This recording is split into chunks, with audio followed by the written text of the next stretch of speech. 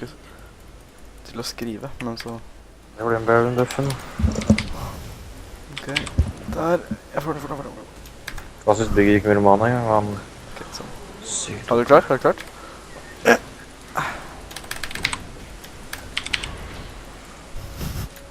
Hopp, hopp! Oh, nice.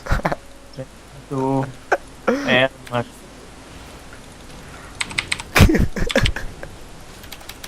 Hun tar den da! Så redd meg på det. Oh no! Brennan! Stop it!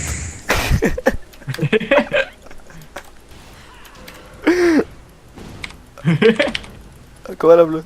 Nei. Å, faen. Nei, kom! Nei, kom! Inn!